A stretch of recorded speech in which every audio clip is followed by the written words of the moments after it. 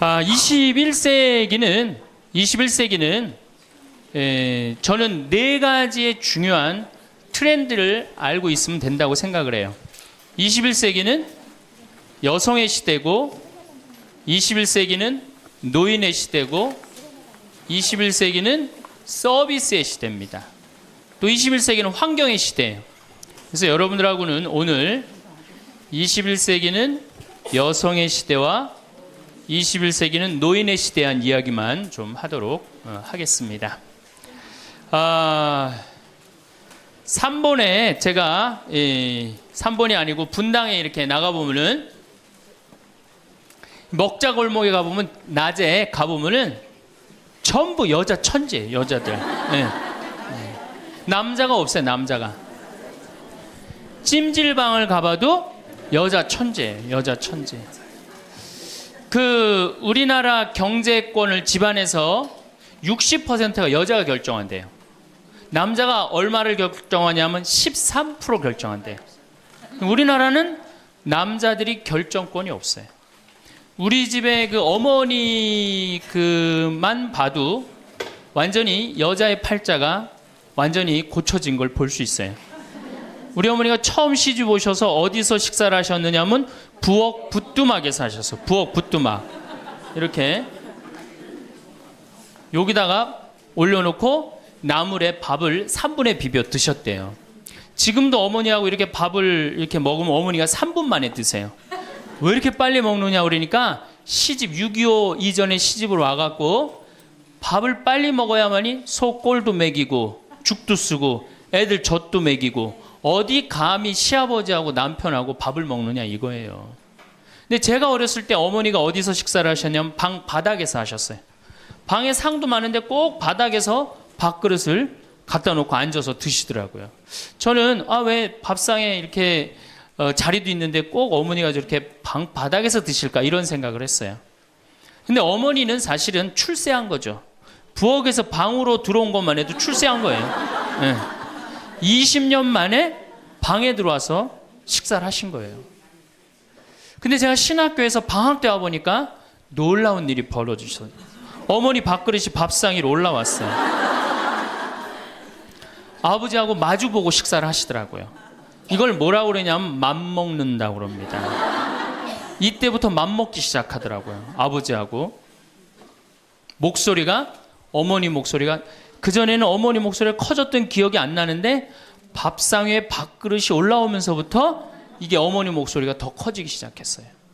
근데 제가 이제 신부 돼갖고 한 달에 한 번 집에를 가는데 이젠 더 놀라운 일이 이제 벌어졌어요.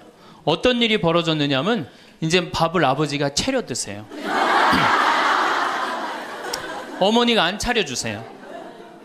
아버님 하시는 말씀이 엄마 성당 간다고 가방 들고 나가시면은 해 떨어지기 전까지는 안 들어온대요. 여러분들도 지금 오늘 아침에 상 차려놓고 지금 나왔죠? 남편이야 밥을 먹곤 말건 이게 완전히 세상이 바뀐 거죠. 어떻게 감히 남편 밥을 안 차려주고 강원도까지 옵니까? 점심 한 끼인데요. 뭐 이렇게 간이 커졌다니까 여자들이. 자, 그런데 우리 아버님은 한 달에 레지오 4일, 그 다음에 구역 밥모임 4일, 그리고 당신 개모임 한 4일, 12일을 나가서 드세요. 어머니가. 아버님이 12일을 밥을 차려 드시는데 불만을 안 삼으세요. 무슨 생각으로 불만을 안 삼나 했더니 이 늙은 나이에 내가 이 집에서 쫓겨나지 않고 밥 세끼 얻어먹는 것만 해도 감사하다. 여러분들 젊은 사람들의 이혼은 줄어드는데 황혼 이혼은 지금 늘어나고 있어요. 황혼 이혼은. 그러니까 늙어서 안 쫓겨나는 게 그것도 여자한테 안 쫓겨나면 감지덕지한 거죠. 그러니까 세월이 50년 만에 완전히 바뀐 거예요. 여러분들 2002년에 판사 임용고시에 1등부터 10등까지 6명이 여자였어요. 2006년에 판사가 110명이 됐는데 남자가 56명, 여자가 54명. 근데 2007년에 판사가 90명이 임용이 됐는데 남자가 38명, 여자가 52명, 남자가 38명. 그러니까 2배가 많은 거예요. 예. 훨씬 여자가 많은 거예요. 이 작년에 외무고시 31명이 합격을 했는데 남자가 10명, 여자가 21명. 이 놀라운 통계입니다. 제가 이군 사령부에 가서 강의를 한 적이 있어요. 이군 해군 평택에 있는 장병 한 1000명한테 강의를 했어요. 환경 강의를 하고 끝나고 나왔는데 거기 소령님이 저한테 부대를 구경시켜줘요. 제가 이 군 부대 강의를 많이 들어가는데 꼭 군대 가면 자기 부대를 꼭 구경시켜줘요. 이군 해군 사령부가 서해 교전한 부대예요. 그 배 막 올려져 있고 배도 구경시켜주고. 근데 이제 3,000톤급 구축함을 이렇게 했는데 뭐 포가 얼고 100일이가 뭐 100m고 막 설명을 해주는데 옆에 대위 3명이 딱 걸어가는데 여자 대위가 어깨가 딱 벌어진 키가 1m 70이 넘는데 3,000톤급 구축함은 눈에 안 들어오고 여자만 내가 이렇게 고개가 돌아갔어요. 그랬더니 이 소령님이 저한테 그러더라고요. 신부님 멋있느냐고. 아우 멋있다고. 그랬더니 그 소령님 하시는 말씀이 자기는 쟤네들만 보면 무섭대요. 왜 무서우냐? 이게 쟤네들이 그 있는 부대 그 중대하고 남자 대위 부대하고 이렇게 축구 시합하면요 꼭 여자 부대 애들이 이긴대요. 중대장. 왜? 이 군대가 얼마나 삭막해요. 그 삭막한 군대에 자기 중대장님이 여자야. 그러니까 이 시합을 하면 그 여자 중대장님을 위해서 목숨을 바쳐서 뛰는 거예요. 그래서 그 소령 얘기가 이제 곧 여자 장군 나올 거라고. 이제 곧 여자 장군 나올 겁니다. 이제는. 정말 제가 3번에 가서 한번 강의를 한 적이 있어요. 한 7, 8년 전에 고등학교 전교 1등부터 10등까지 9명이 여자예요. 남자 딱 1명이에요. 남자 딱 1명. 안산에 보니까 전교 1등부터 10등까지 1등부터 5등까지는 다 여자예요. 그러니까 요즘 남자애들이 왜 이렇게 시험을 못 보느냐? 컴퓨터 게임 때문에. 그 다음에 음란 사이트 때문에. 그 다음에 개떼처럼 돌아다니는 특성 때문에 남자애들이 여자애들을 따라갈 수가 없대. 혹시 우리 집에 남자만 아들만 난 낳았다 손 들어보세요. 우리 집에 아들만 있다 손 들어보세요. 이 집은 이제 망한 거예요.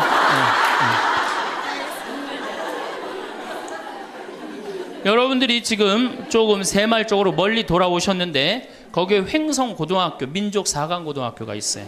그런데 10년 전에는 여학생이 한 명도 입학을 못했어요. 근데 재작년부터 여학생이 훨씬 많이 입학을 합니다. 어딜 가도 여자가 약진을 하고 있어요. 2007년 여러분들 의사, 변호사, 회계사, 약사 이거 고소득 일자리의 70%가 여자가 차지해요. 남자는 30%밖에 못 차지해요. 그러니까 완전히 이 여자 세상이 온 거죠. 일본의 골드만삭스라는 이게 굉장히 중요한 통계인데 이 여성들이 얼마나 중요하냐? 115개 기업을 조사를 했는데 여성 이사가 있는 회사는 10년간 일본이 90년서부터 2000년까지 0% 성장을 하죠. 10년간 주식이 96% 오른 건 다 여성 이사가 있는 회사만. 그때 일본은 전체적으로 몇 프로 올랐느냐? 13% 올랐다는 거예요. 우리 집에 이제 딸이 있다. 그렇다면 이제 역사의 한 페이지를 장식할 인물이 나올 거예요. 여기 계신 분들 중에 내가 아들을 놓으면은 처음에 아들이 고추 달고 딱 나오면 뭔가 여자로서 일을 해낸 것 같죠. 그렇죠? 내가 드디어 이 시집에 와서 이 집에 이제 대를 잇는구나. 그리고 이놈이 이제 고추를 달고 막 뛰어다니면 그렇게 뿌듯하대요. 쳐다만 봐도. 그렇죠? 근데 이제 이놈이 이제 고등학교에 가고 콧수염이 나기 시작하면은 멀어지는 거예요. 사촌이 돼버리는 거예요. 사촌이. 엄마를 봐도 말도 안 하고 씩 자기 방에 들어가고 다정하게 말 건네는 게 없어요. 뭐 어렸을 때 막 안기기도 했는데 이건 뭐 자기보다 훨씬 큰 놈이 안기지도 않고 이 대학교 가면은 얼굴 보기 힘들어지는 팔촌이 됩니다. 이제 장가를 가면 이제 사돈이 돼버리죠.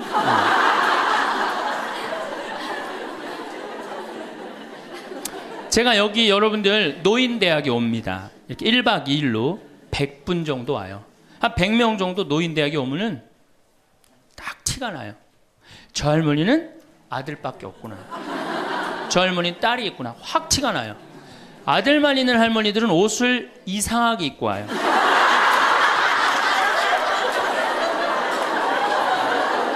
그 몸빼 바지 비슷한 거 입고 와요. 아들만 있나요? 아니 관광버스를 타고 여기까지 오는데 1박 2일을 오는데 멋을 좀 내야 되는데 하여튼 몸빼 바지 비슷한 거 입고 와요. 파마를 해도 어떻게 하고 오느냐? 철모 뒤집어 쓴 거 같이 이렇게 하고 와요. 파마를 하고 와도. 그럼 물어보면 제가 물어봐요. 할머니 아들밖에 없죠? 그러니까 아들밖에 없대. 아니 사둔 아들이 엄마가 철모를 뒤집어 쓰든 몸빼 바지를 입든 관심 없습니다. 근데 딸이 있는 할머니들은 틀려요. 딸이 있는 할머니들은 이 스카프를 하고 와도 색깔이 벌써 뭐 보라색에 벌써 틀려요. 이 파마 웨이브가 틀려요. 딸이 있는 할머니들은. 네, 딸이 있는 할머니들은 파마 웨이브가 틀려요.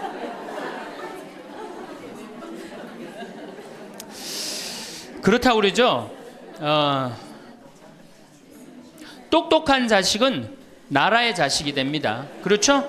똑똑한 아들 자식은 나라의 자식이 되고, 돈 많은 자식은 그렇지 사돈의 자식이 되고, 이게 어리삐리한 것만 내 아들로 남아서 평생 고생시키는 거예요. 어리삐리한 것만 내 아들로 남아서 평생을 고생시켜요. 그러니까 여러분들 중에 아들이 있다고 행복하고 뭐 믿고 완전히 시대를 잘못 알고 있는 거예요. 이제는 늙어서도 아들이 있어도 소용이 없는 시대다. 21세기는 자고로 누구의 시대냐? 여성의 시대다. 여성을 무시하면 어떤 공동체든 망하게 되어 있습니다. 어떤 공동체든. 우리나라에서 돈 제일 많이 버는 기업이 삼성이에요. 여성 이사가 제일 많은 회사가 삼성입니다. 아프가니스탄 여성 글도 안 가르쳐요. 그러니까 굶는 거예요. 샘 월튼이라는 분이 있어요. 이분이 누구냐면 월마트 창시자예요. 월마트 아시죠? 세계 최대의 기업이죠. 이 양반 이제 세상 떠났는데 이 양반이 뭐라고 그랬냐면 당신 회사에 결정권을 가지고 있는 여성 이사가 30%가 넘지 않는다면 당신 회사는 10년 후에 망할 걸로 생각해라. 그렇게 얘기를 했어요. 그러니까 이제는 사회에 돈 쓰는 주체는 다 누구예요? 다 여자예요. 제가 수없는 강의를 해도 내 강의를 듣는 대부분은 다 누구예요? 여자들이에요. 남자는 그 시간에 어디가 있어요? 노예처럼 돈 벌러 나가면은 그거 먹으러 다녀, 강의 들으러 다녀. 그러니까 돈을 쓰는 주체가 여성이기 때문에 여성을 이해하지 못하는 공동체 망하게 돼 있어요. 그 많은 기업가들이 그걸 간파한 거예요. 제일 먼저 망할 때가 어디야? 한국 천주교. 모든 결정권이 누가 있어요? 남자들이 있잖아요. 주교님, 신부님들이 다 결정하잖아요. 난 걱정이 앞서요.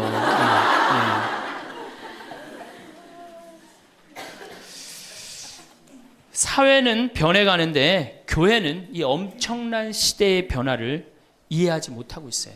따라가지 못하는 거죠.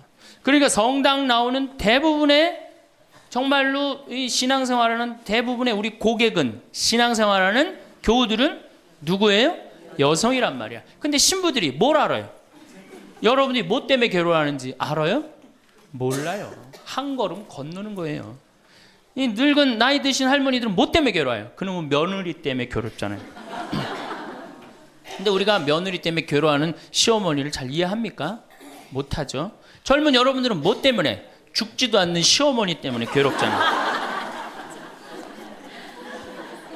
성당에 와서 앉아 있어도 답답한 거예요.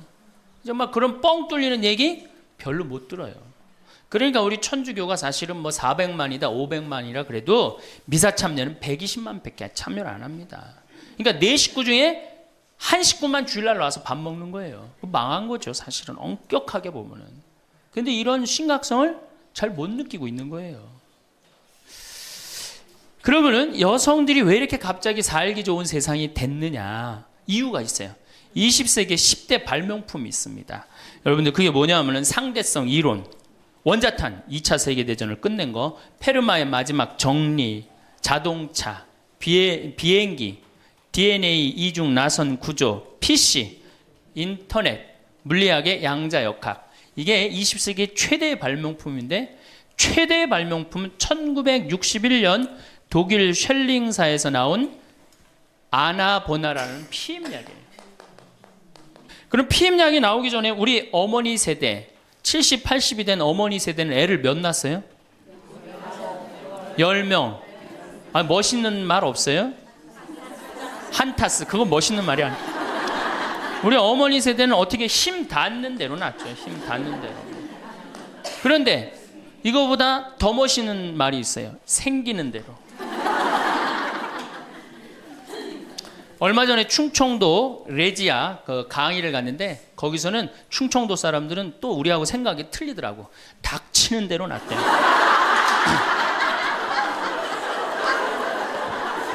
닥치는 대로 낳대. 그러니까 우리 어머니 세대 16에 시집 갑니다. 그렇죠? 16 생식 능력 시작되면 그럼 배가 불러요. 16 시작하고 배가 부르면 17 되면 애가 하나 나와요. 애가 나오면 얼마나 바빠요. 젖 먹여줘야죠. 얼러줘야죠. 논일 나가야죠. 밭일 나가야죠. 우리는 어렸을 때 집에 누에를 키웠어요. 누에 뽕 먹여야죠. 얼마나 바빠요. 그런데 이게 아장아장 걸어다닐만 하면 19 되면 또 어떻게 돼? 또 배불러. 그럼 20 되면 또 하나 나와.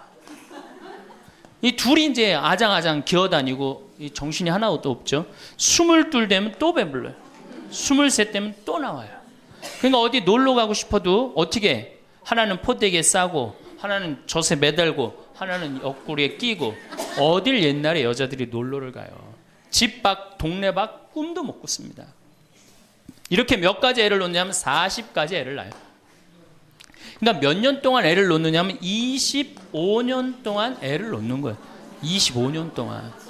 여러분들 이게 사람이에요?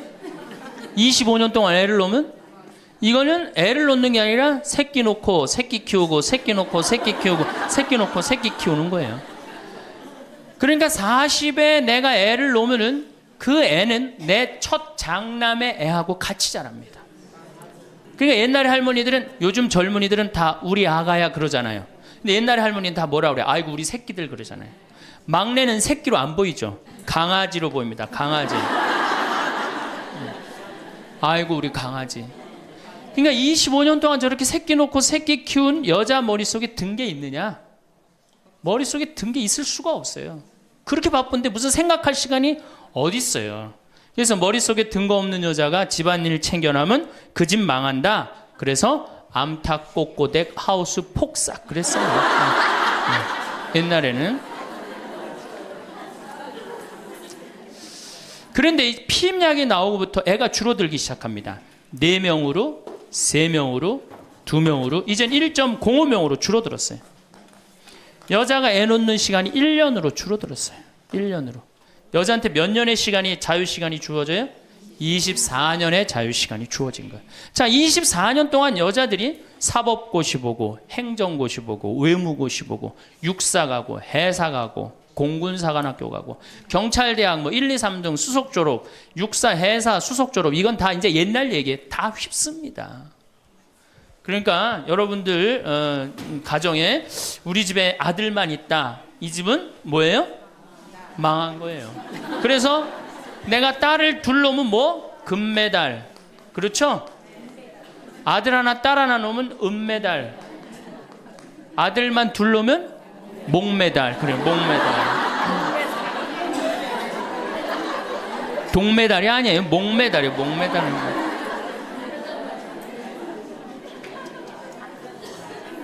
그런데 문제는 이렇게 여자들이 살기 좋은 세상이 됐어요. 이렇게 살기 좋은 세상이 됐는데 참 불행하게도 대한민국에서는 여자들이 이 사회를 주도해 나가는 주도 세력이 못 됩니다. 왜냐하면 16대 때 우리나라 여성 국회의원이 16명에서 300명 중에 5.4%, 17대 때는 39명, 300명 중에 그러니까 12%, 13%예요. 그런데 여러분들 정말로 잘 산다는 스웨덴은 국회의원이 42.7%, 덴마크는 29.8%, 30%예요. 그러니까 여성들이 사회에 진출해서 그 사회를 변화시키려고 굉장히 노력을 해요. 근데 우리나라 여성들은 사회가 뒤집어지든 엎어지든 지금 바로 여러분들 세대, 지금 30대, 40대, 50대 요 세대들은 관심이 없어요. 엎어지든 뒤집어지든. 지금 여러분들 우리나라 4급 공무원 100명 중에 여자 공무원이 몇 명인 줄 아세요? 딱 5명이에요. 그러니까 미국의 대사분이 우리나라에 이제 있다가 이제 미국에 가면서 한 신문의 칼럼에 글을 쓰고 갔어요. 대한민국 이상하다. 이렇게 여자들이 대학까지 나오는, 이렇게 많이 나오는 나라도 없다. 그런데 대학까지 나온 이 고급 인력이 시집만 가면 다 자기를 관둔다. 참 이상하다. 그래서 한국이 발전을 못하는 거예요. 그 인력이 어떻게 그대로 다 계속 사회를 위해서 노력을 해야 되거든요. 우리가 $10,000에서 $20,000로 넘어갈 때 여성의 사회 참여율이 모든 국가를 통계를 빼보니까 9% 정도 증가했대요. 여성들이 사회에 나가는 게. 우리나라는 1.6%. 사회 안 나가는 거예요. 왜 안 나가요? 두 가지 때문에 안 나갑니다. 이 두 가지, 이 병을 고치지 않는 한 우리나라는 선진국으로 가기도 힘들고 대한민국 정말 행복한 나라로 가기도 힘들어요. 첫 번째 뭐냐? 자식 교육. 여기에 미쳐 있어요. 요즘 내가 이렇게 방송을 보면은 정말로 정신없구나 이런 생각이 들어요. 두 번째로는 텔레비전. 이게 또 방송으로 나가겠지만 이 텔레비전님에 미쳐 있어요. 텔레비전. 이 두 가지 여자들이 완전히 미쳐서 사회에 건강한 세력이 되지 못하는 거예요. 그럼 자식 교육을 가만히 보면은 한번 보세요. 내가 이제 딱 아기를 가졌어. 임신을 했어. 요즘 젊은 엄마들이 임신을 딱 하면은 얼마나 이뻐요. 지금 이제 해도 나고 이제 조금 있으면 더 멋있어질 것 같은데 강도 예쁘고 산도 예쁘고 꽃도 예쁘고 하늘도 예쁘잖아요. 그럼 내가 세상에 태어나갖고 정말 이렇게 행복하게 살았으면 좋겠다 이런 생각하는 엄마들 거의 없어요. 임신을 하는 순간 내 뱃속에 서울대학 C가 들어왔다고 생각을 해요. 이게 얼마나 불행해요. 그래갖고 뱃속에 있는 애한테 글자를 가르칩니다. 도화지를 이렇게 오려서 대한민국, 대통령, 뭐 변호사 뭐 이런 거. 그 다음에 이제 요즘 또 2개 국어를 알아듣는다고 How are you today, my baby? It's raining. 비 온다 이거죠 오늘. 사실 여러분들 태아는 뱃속에 있으면서 10달 동안 잔다고 그래요. 그 애한테 무슨, 그래서 그걸 뭐라 그래? 태교라고 그러잖아. 교육을 시키는 거 뱃속에 있을 때부터 얼마나 불행합니까? 뱃속에 있을 때부터 교육을 받으니. 그러니까 엄마의 태를 열고 세상에 나왔어. 그래갖고 3번에 이제 아파트촌이죠. 아파트를 통해서 수리산을 너무너무 보고 싶어 애가. 구름도 보고 싶고 눈도 보고 싶고. 근데 이 잔인한 엄마들이, 아니 아무 생각 없는 엄마들이 아파트 베란다 창문에 한쪽에는 가나다라마바 차타카타를 붙여놓고 한쪽에는 A, B, C, D, E, F, G를 붙여. 수리산을 보고 싶어도 보여요 안 보여요? 글자에 가려서 안 보이는 거예요. 내가 누워서 모빌이 돌아가는데 기억 니은 디귿 리을이 막 돌아가요. 모빌이 겨다닐만 하면은 엄마들이 텔레비에는 텔레비전이라고 써놓고 냉장고에는 냉장고라고 써놓고 의자에는 의자라고 써놓고. 그러니까 애들이 겨다닐 때마다 글자가 없는 데가 없어요. 그러니까 요즘 애들이 몇 살이면 한글 띱니까? 5살이면 4살 띄어요? 5살이면 한글 띄어요. 여기 계신 분 중에 초등학교 들어가기 전에 한글 띄신 분들 계세요? 없을걸요? 저는 초등학교 1학년 내내 받아쓰기 빵점이었어요. 기억나요? 1년 내내 빵점이었어요. 글자가 뭔 줄 알고 학교를 들어가요. 맨 뛰어놀다가 어머니가 어느 날 갑자기 여기다 수건 딱 달아주니까 이게 학교 가는 건가 보다 하고 학교 갔죠. 2학년 때 전 한글 띄었어요. 근데 내가 5살에 한글을 띈다. 흥분됩니까? 안 됩니까? 드디어 우리 집에 천재 태어났다. 저한테 데리고 옵니다. 신부님 우리 애가 천재인가 봐요. 왜요? 텔레비에 나오는 글자 모르는 글자가 없어요. 5살밖에 안 됐는데 축복기도 좀 해주세요. 안수기도 해달라는 거죠. 그럼 내가 걔 머리에 손을 얹고 뭐라고 그러냐? 이제 네 인생은 쫑났다.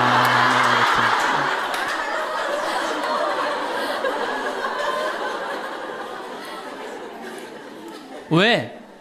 삐아제나 썸머힐이나 몬테소리 같은 유아 교육 이론을 가만히 읽어보면요. 3살, 4살, 5살 때 뇌의 75%가 형성된대요. 이때 고정적인 개념을 가르치지 말라고 그래요. 근데 이 글자를 가르치면 글자는 잘 알지만 뭐를 몰라. 다른 걸 모르는 거예요. 그야말로 이제 똑똑 바보가 되는 거죠. 저한테 이렇게 말하는 엄마들이 참 많아요. 신부님, 우리 애가 머리는 똑똑한데 노력을 안 한다고. 어림도 없는 소리예요. 왜? 얘는 이제 머리가 완전히 막혀 있는 거예요. 이때 어떻게 해야 돼? 저는 어렸을 때 이때 어떻게 자랐느냐면은 스레트에 막 기어다니다가 떨어져갖고 끓는 물에도 떨어져 봤어요. 아, 이게 끓는 물에 떨어지면 디는구나. 그 다음에 팽이 깎는다고 막 낫으로 깎다가 여기 쳐갖고 아직도 여기 이 상처가 있어요. 5살 때 확 뼈까지 잘라갖고 이게 잘라지는 거구나. 이러면서 애가 뭐를 이해해? 세상을 이해한단 말이야. 세상 돌아가는 이치를 깨닫는단 말이야. 그때 돌아가면서. 근데 책상 앞에서 글자만 배운 애는 다른 경험이 전혀 없는 거예요. 그래서 나는 초등학교 때 이렇게 성당에 이렇게 오는 엄마들, 내가 이제 다음 주에도 이제 유치원에 가서 강의를 하는데 엄마들이 그렇게 하는 엄마들이 참 많아. 너 바보야? 왜 이거하고 연결할 줄을 몰라? 이렇게 이해가 안 돼? 그렇게 막 화내는 엄마들 되게 많아요. 여러분들도 자식들 키우면서 이렇게 화낸 자식 있어요, 없어요? 분명히 있는 애는 이제 걔는 똑똑 바보예요. 왜냐하면 하나만 알고 다른 걸 모르는 거예요. 그래갖고 이제 천재인 줄 알고 초등학교에 들여놨더니 남들하고 섞어 놓으니까 어때요? 똑같은 애. 이때부터 이제 학원에 보내기 시작하는 거예요. 무슨 영어 학원, 속셈 학원, 웅변 학원, 피아노 학원, 무슨 요즘 서당도 있다 그래. 서당. 저는요, 지금 우리나라 여자들이 얼마나 정신없느냐면요, 무슨 특목 유치원이 있대요. 고등학교 가기 위한 특목 유치원이 있다는 거예요. 이건 초등학교도 아니고, 그래서 9시부터 2시까지 공부를 하고 2시부터 4시까지 시험을 보고 간대요. 6살, 7살짜리 아이가 세상을 막 느끼고 누리고 행복하게 살아가야 되는데 머릿속에 뭐가 들어있는 건지 모르는 거죠. 내 아이가 어떻게 살면 행복한지를 모르는 거죠. 1등만 하면 행복하다고 생각을 하는 거예요. 이게 우리나라의 불행의 시작입니다. 전 국민이 불행한 이유 중에 하나예요. 그러니까 이게 돈이 얼마가 들어가? 20조가 사교육비로 들어간다는 거죠. 20조가.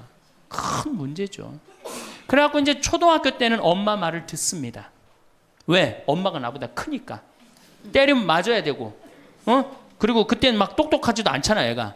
근데 딱 6학년만 넘어서 갖고 중학교 1학년만 되면요, 갑자기 엄마보다 애가 커져요. 딸은 그래도 괜찮아. 아들놈이 이렇게 커지면요, 확 커집니다. 그래갖고 이제 학원을 땡땡이를 깠어, 애가. 너 이놈의 새끼 왜 학원 땡땡이 까고 그래? 너 공부 빨리 해야지. 좋은 대학 가서 너 출세하고 행복하지. 뭐가 좋은 대학 가는 게 행복해. 그래갖고 딱 때리려고 그러면 말 안 들으면 때리려고 그러죠. 여러분들 그러죠? 그러면 이제 아들이 딱 엄마 손을 딱 잡고 내려다보면서 중요한 게 있어요. 흰 눈동자 95%, 까만 눈동자 5%를 확 뒤집으면서 엄마를 밀쳐내면서 뭐라고 그러냐면은 이거 왜 때리냐고 말로 하자고. 여러분들 중고등학교 자식한테 맞는 부모가 14%예요. 이 지금 웃으면서 우리가 얘기를 해서 그렇지 실질적으로 심각한 가정 너무나 많습니다. 실질적으로. 왜? 엄마가 어디 있어? 우리 애들한테 관리자만 있지. 얼마 전에 반포 성당에서 교육을 받으러 오셨어요. 강의 끝나고 반포 자매님 한 분이 저하고 얘기를 할 기회가 있어서, 신부님 제가 중국집을 합니다. 그래도 반포에서 합니다. 꽤 잘 되는 음식점입니다. 제가 중국 음식점에 엄마들이 점심 때 갖고 탕수육 하나 시켜갖고 애 스케줄 관리해 준다는 거예요.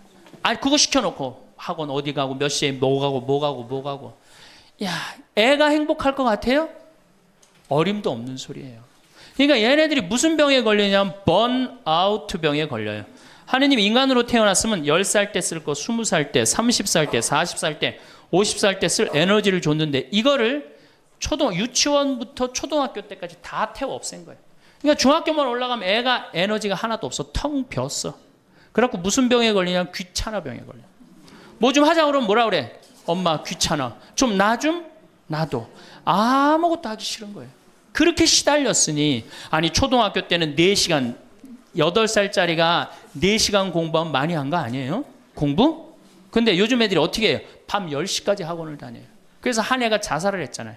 근데 유서를 썼는데 뭐라고 써놓고, 아버지는 8시에 들어오는데 왜 내가 10시에 들어와야 되느냐. 4학년 애가 초등학교. 이렇게 인생이 힘든 거라면 죽겠다. 그리고 뛰어내려서 죽었어요. 이거 누가 만드는 거예요?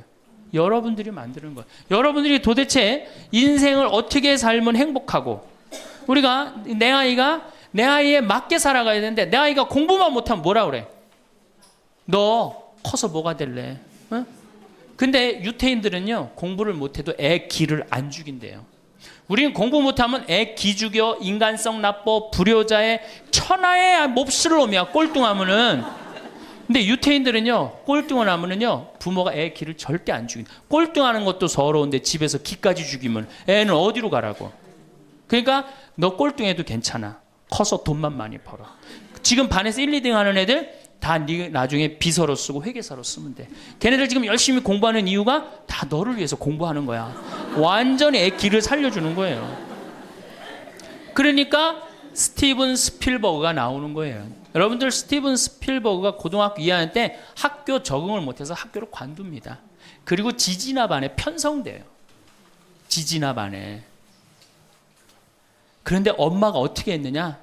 우리 아들은 영화를 좋아하니까, 우리 아들은 상상력이 좋으니까 훌륭할 거야. 끊임없이 아이의 기를 살려줘요. 이 사람이 어떻게 됐어요? 세계 최고의 감독이 된 거예요. 그 상상력 하나만 가지고. 엄마가 만약에 공부 꼴 지지나반, 이 지지나반에 들어간 이 지질이 복도 없는 건 내가 팔자도 없지, 이랬다면 스티븐 스필버그가 나오지 않았을 거예요. 근데 우리나라는 꼴등하면 인간성 나쁘고 불효자고 부모님 마음 이해 못하고, 사실은 꼴등하는 애들이에요. 여러분들, 성격 좋은 애들이 꼴등하는 거예요. 이 유한 애들이 독한 놈들이 1등하는 거예요. 여러분들 자식들 중에 1등하는 애들이 있으면 독한 애들이에요. 그거 좋아할 거 하나도 없어요.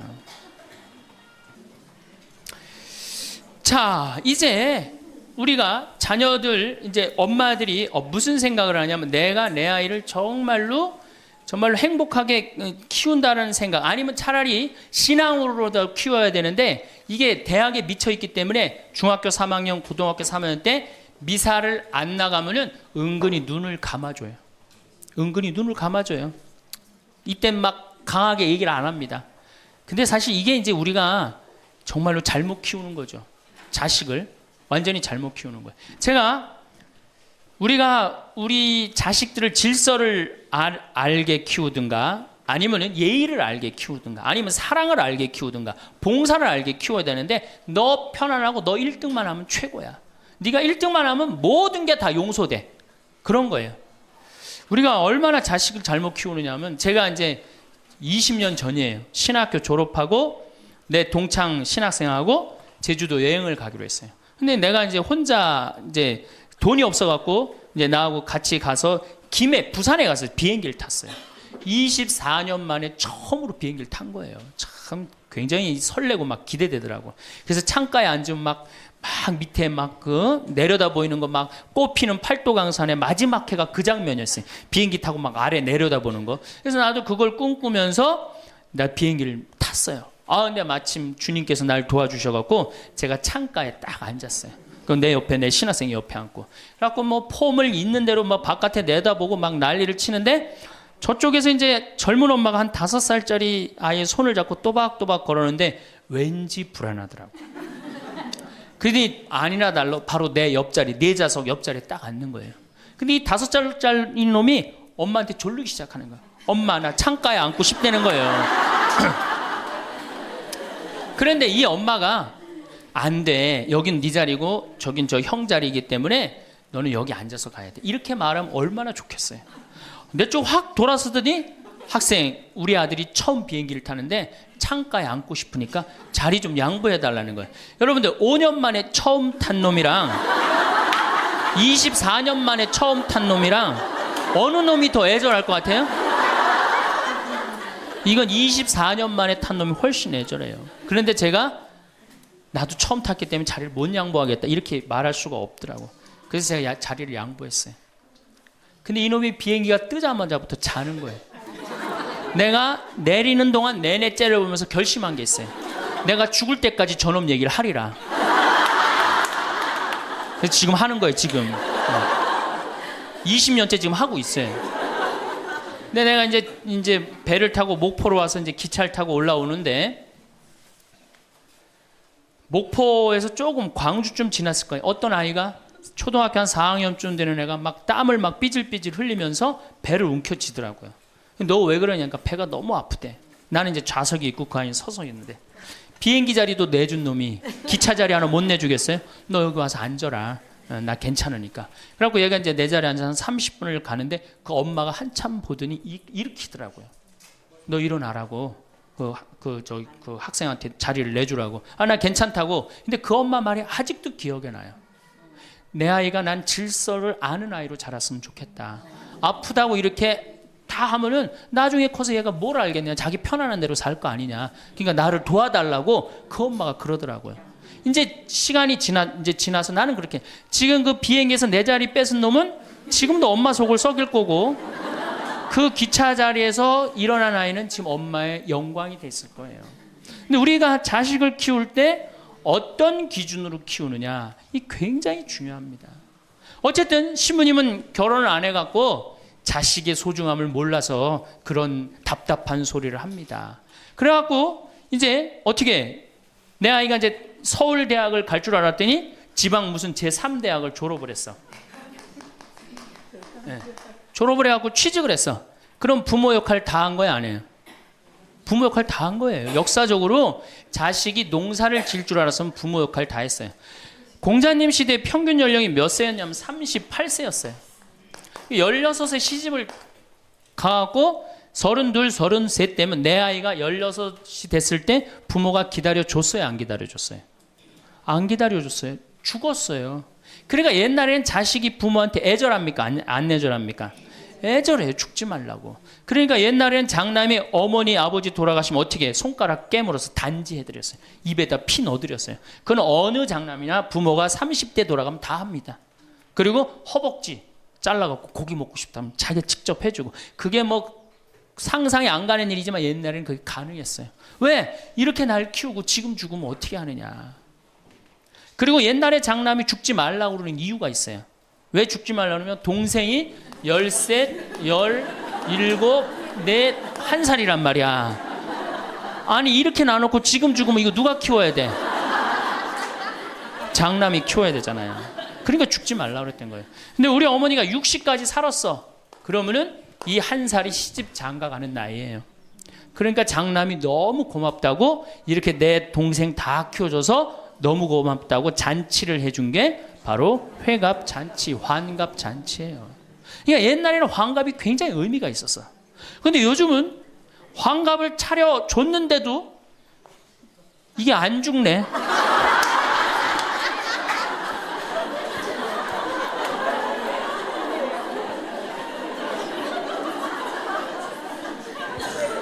그 노노 2인 4편에 뭐라고 그러냐면 너희는 부모의 나이를 꼭 기억해둬라. 부모를 모실 날이 얼마 남지 않은 것을 생각하고 그 다음에 부모가 살 날이 얼마 남지 않은 것을 생각하고 부모의 나이를 꼭 기억하라고 했어요.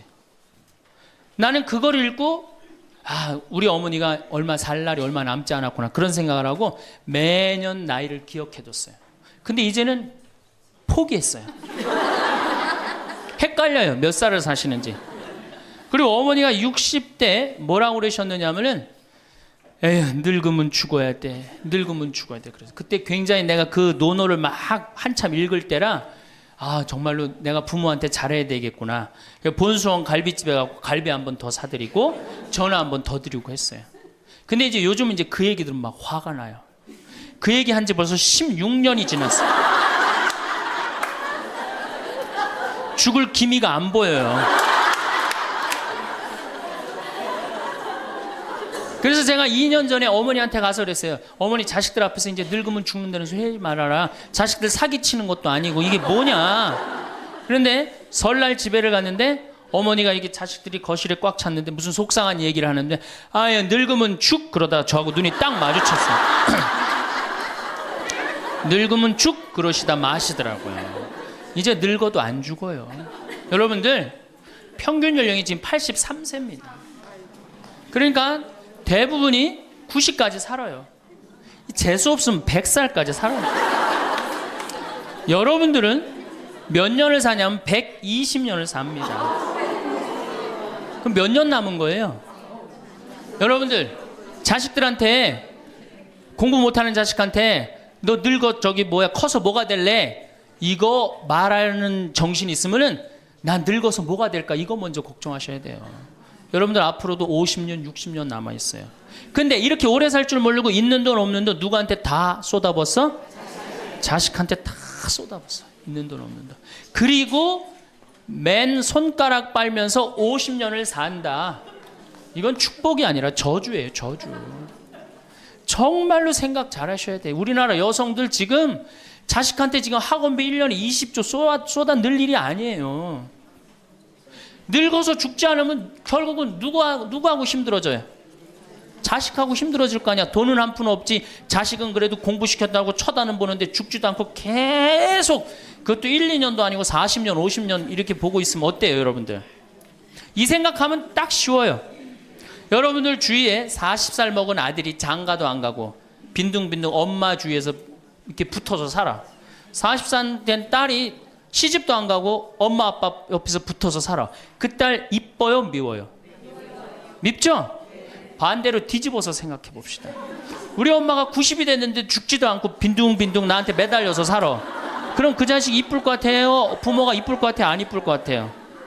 미워요. 이건 어쩔 수 없어요. 특히 아들이 모시는 게 아니잖아요. 며느리한테 얹혀 살면 더 힘든 거예요. 이 우리 현실의 현실. 계산상 안 맞아. 계산상 20년 키웠으면 20년어치만 받아 먹어야 될 거 아니야. 안 그래요? 20년 키웠으면 20년어치만 받아 먹으면 되잖아. 근데 이건 20년 키우고 지금 50년 뭐 60년 이렇게 받아 먹게 생겼어요. 내가 고등학교 3학년 때까지 어머니 아버지가 저를 키워줬어요. 고등학교 3학년 때까지 참 고맙더라고요. 신부가 돼서 그런 생각했어요. 그래도 옛날에는 뭐 신부가 집안 떠난다 그러지만 지금은 뭐 집안하고 신부하고 연관이 많아요. 그래서 내가 그래도 어머니 아버지가 나를 20년 키워줬으니까 내가 20년은 갚으리라. 20년 얻어먹었으니까 20년은 갚으리라. 그런 생각을 했어요. 참 기특한 생각을 했죠. 내 첫 활동비가 46만 원이었어요. 어머니 2만 5천 원, 아버지 2만 5천 원. 용돈을 드리기 시작했어요. 한 달이. 지금 17년째 한 달도 안 빠지고 용돈을 드려요. 지금은 좀 많이 드리죠. 뭐 강의 다니고 그러니까 조금 제가 강사료 있으면 한 달에 뭐 5번, 6번 강의를 나가니까 그 강사료 중에 하나만 나눠줘도 용돈 많이 드리는 거예요. 17년 드려요. 한 달도 안 빠지고. 제가 생각해도 제가 기특해요. 이제 3년만 하면 끝나는 거예요, 이제. 3년만 하면 끝나는데 집에 가보면은요 3년으로 끝날 것 같지가 않아요. 아버지가 막 지리산 꼭대기까지 뛰어 올라갔다가 뛰어내려요. 이 심각한 문제입니다. 네. 그러니까 아버님이 이렇게 지금 이제 78이신데 우리 큰형님 형님으로 동네에서는 알고 있어요. 근데 여러분도 한번 생각을 해보세요. 내가 돈 없이 정말로 50년을 자식한테 얹혀서 산다. 그럼 어느 자식이 그 부모한테 효도를 끝까지 할 수 있겠느냐. 이거 불가능한 거예요. 여러분들 지금 내가 자식 잘 키우면 호강할 거라고 생각하죠? 어린 반푼어치도 없는 소리예요. 잘 키워놓은 자식은 나라의 자식 됩니다. 돈 많은 자식은 얼굴 구경하기 힘들어요. 예. 돈 있어갖고 이민을 가면 자식하고 어떤 관계 된다고 그래요? 요즘 그 유명하죠? 해외 동포 된대잖아요. 아들하고 나하고 해외 동포 된다고 그러잖아요. 근데 이제 여러분들만 이제 안 죽는 게 문제가 아니에요. 우리 신부들도 안 죽네.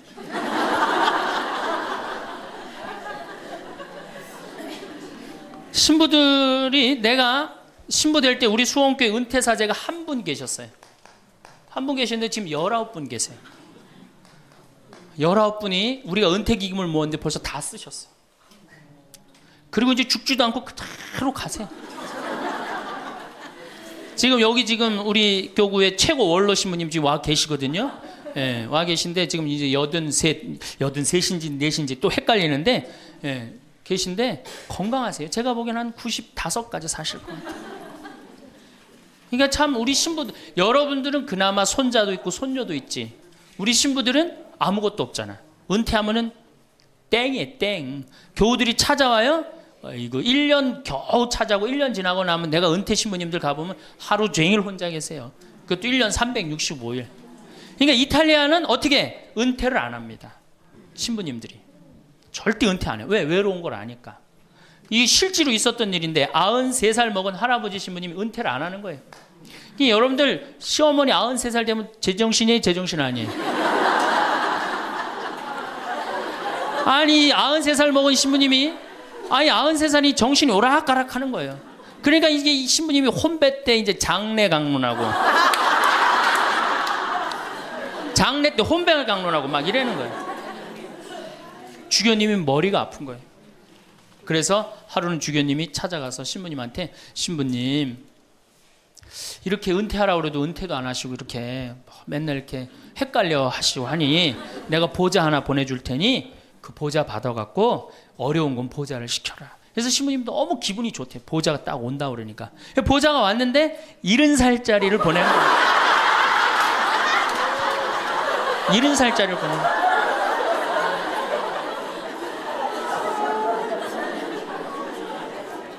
이제 여러분들 인생은요 60부터라는 거 옛날에 많이 들었죠? 실질적으로 인생은 60부터예요. 우리 이런 노래 알죠? 노세 노세 젊어 노세 늙어지면 못 노나니 이런 노래 있죠. 이게 100년 전에 우리 조선시대의 평균 연령이 46세였어요. 이때는 늙어서 놀 수가 없었어. 왜? 젊어서 다 죽었으니까. 근데 이 노래 이제 완전히 고쳐야 돼.